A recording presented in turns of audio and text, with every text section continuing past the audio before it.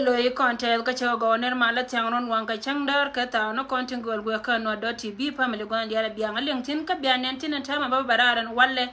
ka changa janan diop wida kel ka payen wel pani ron ba dora dara wida janara wida die ko jen ba no lor ka tung nen tina wi mon kelio ngot kan wore la kon jo ne dialtin kon la ta gwa me wolwa nga ko bia ka chia ka ne kon ko me la be kanara gwa me cha gori chas en woje na ba ka kula wa chia ba nan nen lat ka news dungla wajen la tsep kane message ne ka kuine ne kontin kon te gwana te nanan kane dia la kon chilin ka tuna ne ti golen wajen panken bika te ka lien ka tin dia la kon were jam ka jen pante bi dia na dia ka ba kula to gwana dia la kon te ka tin an walla ne me lartes ka lo ay midi de lonka kwor ko chamwa min chal ka tramen wajen che wuje meda ne te ka je mela de te dia te kon en wotere refugee de wore we de ka United States jen point de roi pan ka jen che la go go ne dia te kon te chi pom ne ken pa da mane dia tin kon gor ka je wode ben ka migrate re do armi chal ka USA jen panken jen te ka leb do ba la wo che gorbe ko ka re we de ka pai ke le be go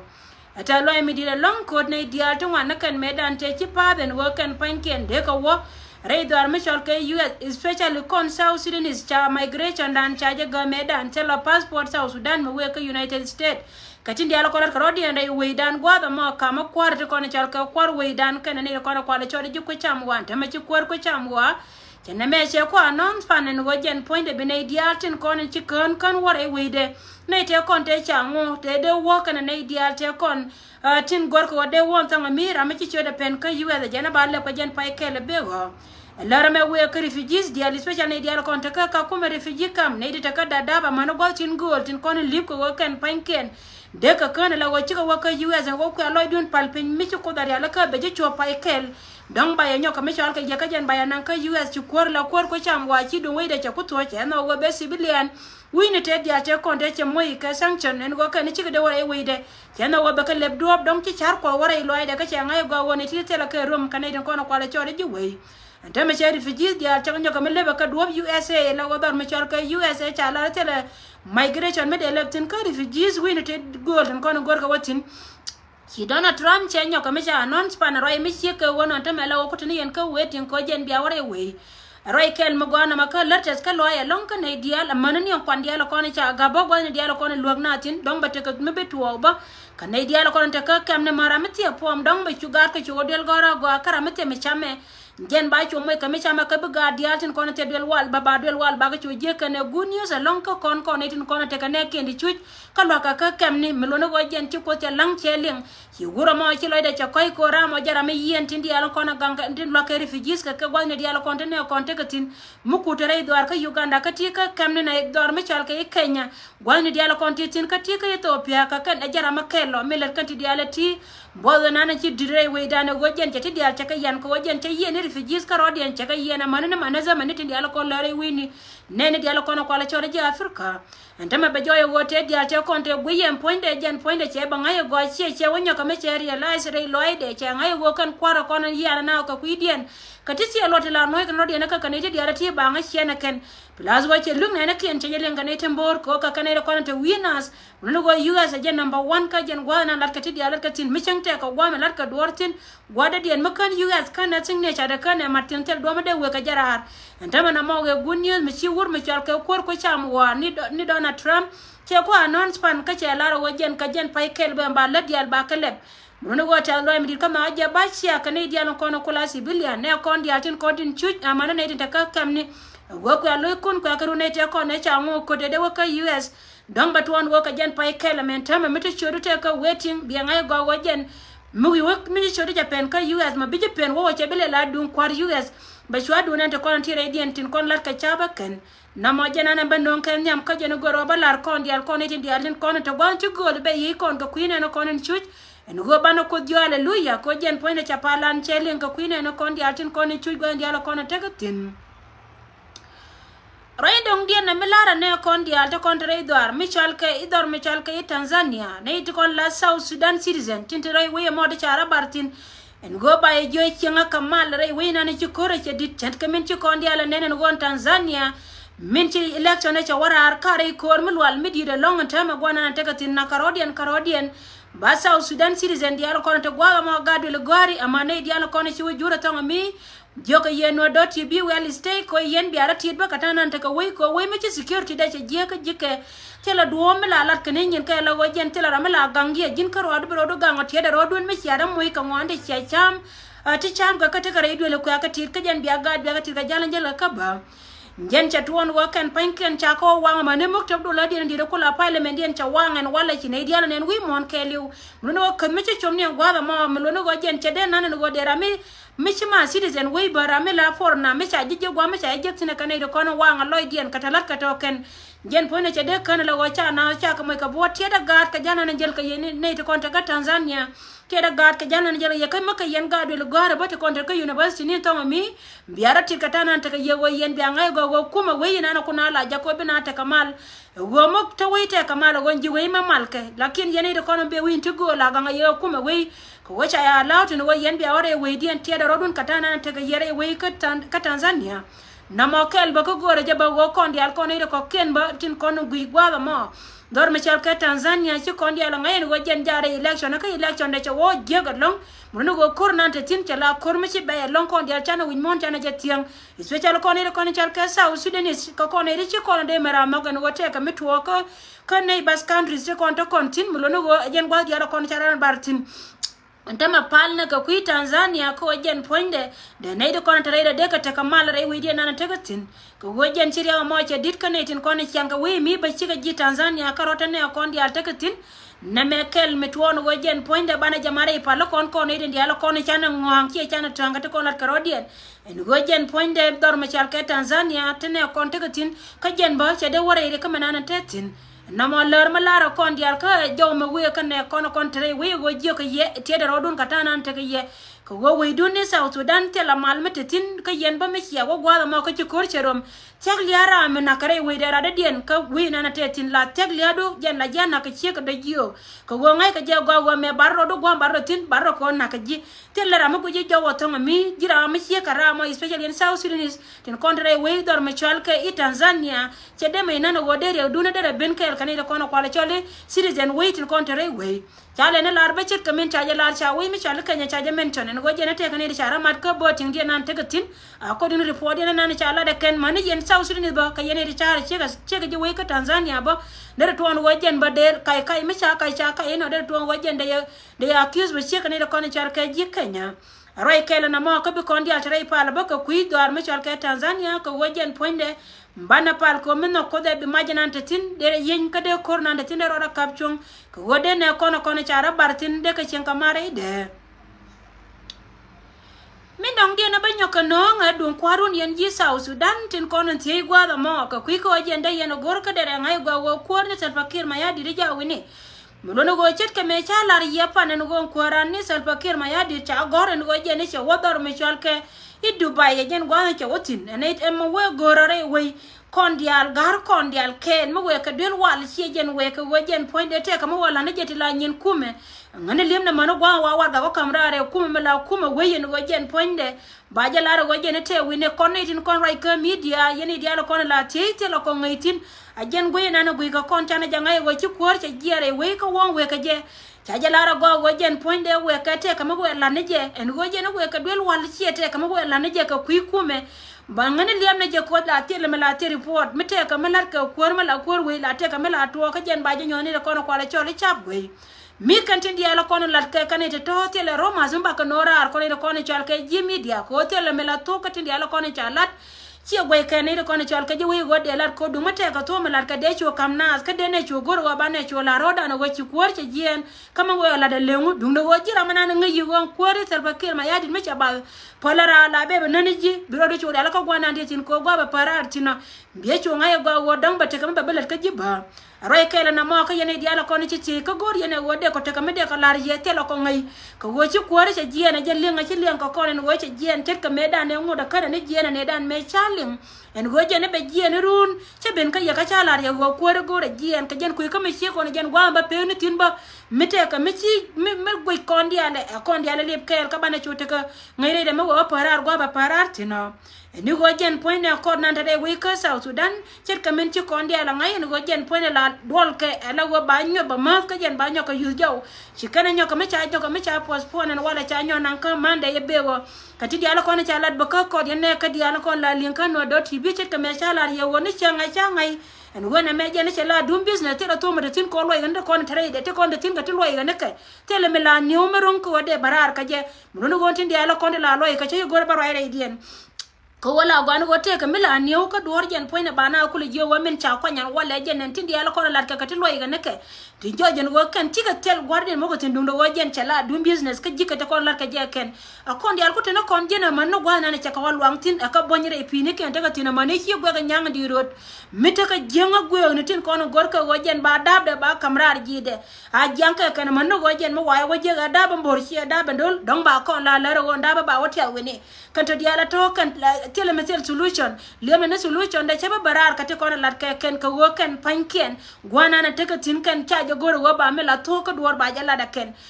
mo hoy ka mo ken kon dial wayne je micha mai rew ne cha do ba ken la rew no te to ko ne cha to te wa no wi yara diu micha ka do ba ken jen ko inde ko ajala hoy ko jen cha gorbe mim ken bi ka to ko wo ken mim wo yara diu te ma wo te ka fiute go ma de rew to ko ne chi kang de ko nyoka me je ga katin mi gor ka je ken wo jen ba rew ken ba ka hoy ken ka wai ka ken manani kon bo parran ko kon chi ko ne ji ko to kon ke ko ne tatia ko ne din ko ne tenena tin go ka wai South Sudan ken ji go tin ko no ya ka wai ko ram go ne kelio aram kel me la chauka la ka ko ka ken pan ken la taga wodere tol dum do wara me chiro da moy ka kod ka jen chungare ko ye bum poinde chala bum chala jono betel ana ma we ka yene diana ko to gwala mo tin gui gwana na gui ka tin mo no go gui na nan no na ka le ni ko de durare ka bi ka la re ko cha lo de bi ye da ko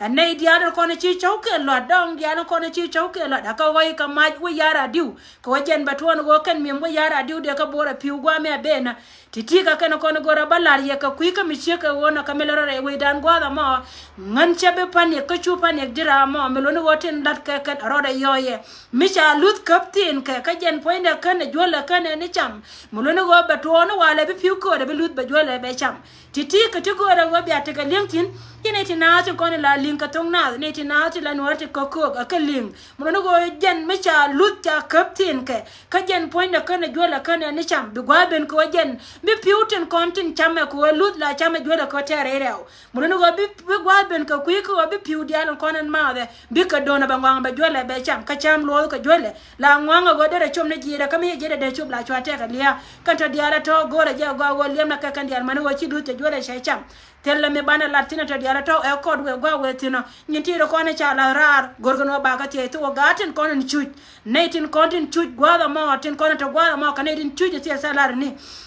mulono go kan di alkan itato aka kam kan min gor ka ken nyinti do kono cha garara ka cham ka ken batin kono cha yan pin ba ka waje kera ne tin kono te kam gor ka tato ka kan kono gora balariye ka kui kodo garama char kan ne tin kono ni chal ka kwarji no ba Sudan kono de kono kan kwarji no ba Sudan mulono go jena na balariye tin na motel ma balar tin ka chupa ni gwana na titin guine ka wangdu mulono go kan chika parar wurmi chal ka general doblam ken kwar en cha ka yen kel shi gadan en ta ka joy malono go ken panken gar Michael ken doblam mal panken ballo nyirar ko jena na memela ko polo ni sianka worka na changdar en go la gorja go banga yen go kan ka wodina bayela ni joyen wer community go kan titi kan panken pol panken joyina na taka ka ci ko ko te magay na cela na changnyal mukan la da ne ko na chalka ji South Sudan gwal na ci joydien cha peltin en tame jen point ci me beloy ko la ka mejet ka tin muno go joje go ko ja let ka kuidien kan gara daraw remna na palan ko ken panken be butana na we ka ke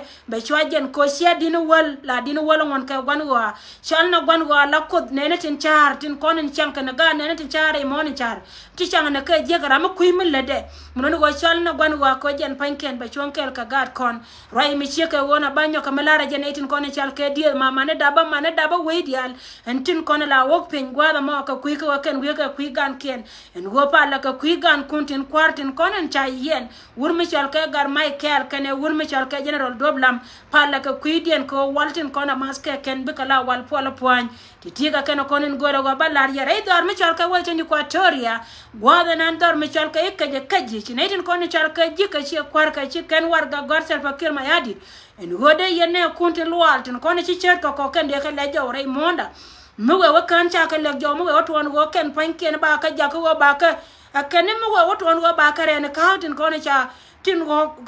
ka do konin chi bor go ken nong tin ajani chwara nei bel munudu go ken pan ken kwara konin chal ka kwar ba oni manama le chene re dor mi chal ka kaje county ngen chicken kuma Salva Kiir Mayardit chicken request ka chajo ken go ba ne ti lual tin konin chal ka ne wurme chal ka yer ma sebeni ngen ba ko wire drop gwa da mo ka kui ka mi ka wona chit ka me chi kon dia leng pana go re drop dor mi chal ka ni mi ma chate meton ma chiro de wai tin ka ken do konin chal ka ji dor mi chal ka Uganda kan South Sudan wa cha ra kilti ni ti de kan ti no go te men nga tin dia le chi ka to min ko la go go yene dia la konin jelti la wo kare do mi ka do ba mo min cha ya la ka ken wa te ka gwa mi cha rodien captain kan do konin chal ka ne ti lual ti tin kono ne wuro mi chal ka ma se benetin cha wai ko ken ko wai South Sudan adori na bang chiendien te ka gwa mi cha ro latin mala wana campaign ken tin ta ma cha tuo mi ka wono ne tin kono go ka wala de ka Uganda kan ne dia tin continue work la jala ka weekday shalara kan work ka weekend ko tem na ka Friday ka tiang work ka Saturday amane ni Sunday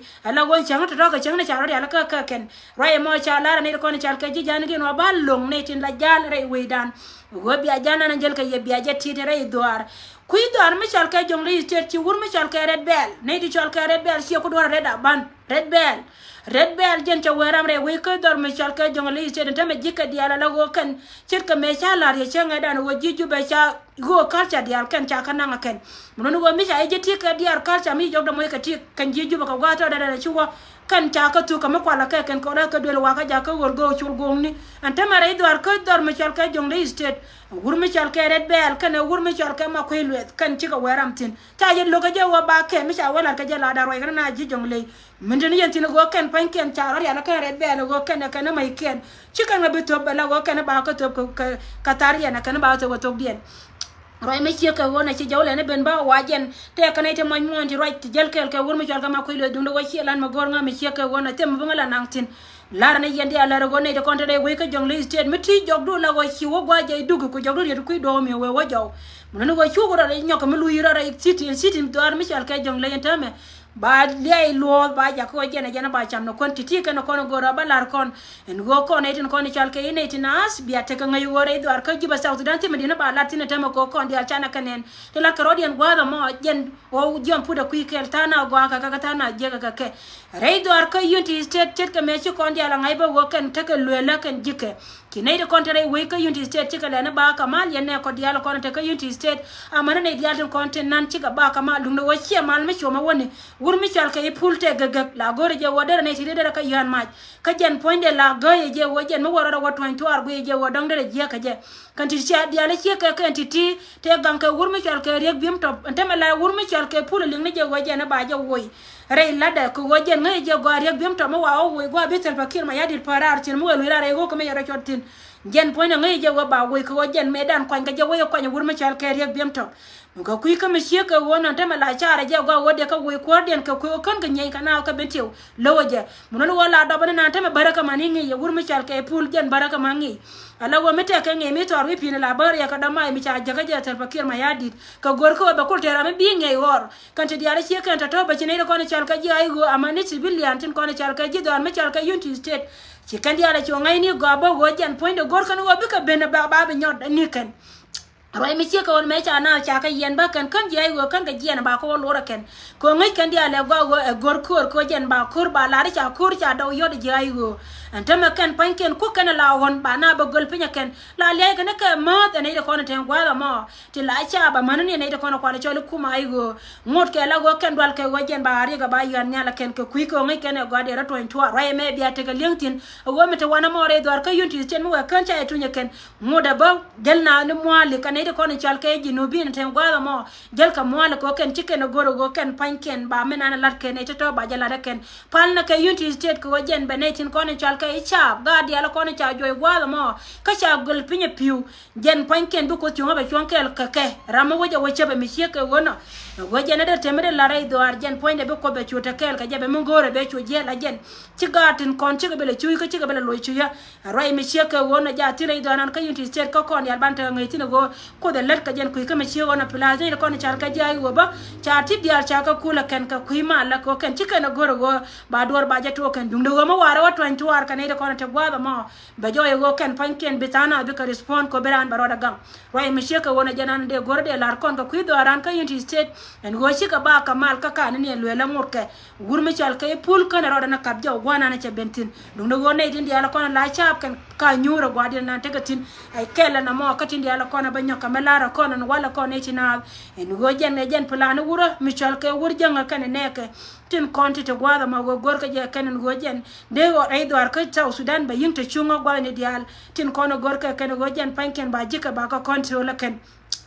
min dong dia na banyo ka melara kon ba e dungan kon ka Libya cha jalara gote ka gada cha nyoka me yan ka pan ka pek cha ndare dan gada kon te ka Libya wa ken te ka gada cha yen ka gada to tankien kan wana na cha ka nang tin kana na ngai kine kon te tonga miti la dele la no ka miti nyikan ka gor ko ba long ye yene de kon chal ka jino bin kan ne kon dial tin kon te gada chi wotonga mi chi kana la rate ka gada chop ka badok la gad kon konwari kan gada to ken wa ka kap wa mi chi ka kaira tin la go ken wo ke la go ken wo go lan mala la ka tin ka tiang mununu go ken cha ka chi wo ka be libin ka jen kan gwana na cha ka nang tin kana ngai entama ka goro die no ken ba nyoka maloi ka ja kon pal na ba ka kuigan kon ka Libya malalar ka jeno na mo jen go kon dial bana ja ngai ne gori na chi ga ti ka pentir ya dan kon dial te ka dub dial tin wan ken mulunu go kon dial bana ja ngai go gar kon te na te ka tin mi chi te mo go chi kana la ra go an go ken pan ken ba lon kon ka ga dang ba doctor to ken counties kon dang wal ba kel ya ta ka ga re dien mulunu go cha ja mo cha la ra ken ka gore de milonu go mo wa ko ra wa ja ngai ken ba nyoka maloi ka ja kon ga kon te ka Libya chi te dien che je ka je me dire long ka chi gat kel ne nyone ka melara ja ba wote ka ga de chi ga ka ro dien dum ne go cha ja gore ba chop tin wa na ne cha lat ka ken di dialati ba kula la ye yen ga de kon ba to ye la chop en go yen tore ja gore wo bele te ka me de la to ka ye gwa ni kun ka ro dun ka jen point te ye re ka ne de kon ko la chore ji waitin kon gor ka ye ken a kwa ngai ni menana te ga ji wai ka ye ne de kon ko la chore ji doar gad kon ka Libya chi ka pere te ka mi je long gwa ndi la kon te ka tin pan na ka kuidien ba ka mi ti ka gadan gwa mo de da gwa wo mi ti ka nambara de ye yoda ka kanin tam pani si wo chete ka mangre yer ka jen ko nin daro te ko na pa wo chalar ne dan te ka ne rishor kan chi ka wo la wo kan pan ken de ka kod de ka wo ku yer ka ri na la ka nang dum no go cha ka kap chong ane de ko no kula jel ke bon la nan ka gad ku yer ken chi kana la go wo an gwa da mo jen gwa de da ne chi ga te kon te di won gwa da mo chi ka chu lu ira ko ken mi chiran ko na la wo chi lu njaw to yer ken wo kod la baka lu lan ye ken ko do tin ko kan le ko no kwala chama ken chi kana chu la wo lu nya lu ka jaw chi ka chu jal bo ne ka chu lu ka gwa lan ye ken ta ka chu wo ka ba kan le ko no chal ke Libya ra mo cha ja la ken no pal na bako wa gwa da me ni ti kan Christmas a gwa ne dia la ko do kontin chi ne dia lu wana kan cha re je wi mon ke lu ko kan pan ken la rana gor che kan tin ko no chal ke ji wintin la gor ga ya dia na dia kana ken dub dial tun wana kana tamet joje wote ka riponi jete be artin tena ko nyal ko jen point ka ni na tibi kala ni go se kan tamme wini tinyen ware we ya pil ka tane tinyen wante laga tega ka holiday tin ko wacha adel gore sha ka ga bana pal ka kui ko be ga kon be chenga mala re wini tin gol ta kon tega tin ka bana pal ba ka wadan ka Christmas ko be ko mala ba kon boss titi kana ko na ba nong yen tamme yen ka diala kon la yena len go me chore poru e wonwa do tibi la berar ka kui ko gor no be yen nong tin diala kon kan yen kalen la lo ne ko be ka chia ntama cha pago go jen tien kale la chia ka yen ko la gu go ma yen tin yen la ko ga chia ka kui ne kon ko ra ma kan pe kan je jen point de be chu je gwana na tetin telle business malar ka gwa ma dum no go chi ne rasa kar fight ko ba ka la rol ko ne chiam ka go ba ka te ne kon ba ko nong yen kon ko chu mala Sudan ti kana la ba gon go meda na chi de be ka ka chi kuma we ka nyoka me jo ka go bangot ka me bina ro yen pal penya la go chi ka loy mara ka ke cha ne ko na kana kan ka kap kana cha ga jo no ko ro dun ka chong tong muno wa kel ma ga bana mo shanga da na chi de je ko nos kana che ko de la kap kana do ken chine ko ne nyaka lu ja ora mi she ka wona titi kana ko ne ben ka ya wala pil ka yendi al ko mara yendi al fo yene ka diala to ne to go mo ne ndi da mana ne tin tiani ko mara yendi al fo ka yendi al gang baro ko gara ta ma banda je ka ta no kon to go to we ka bento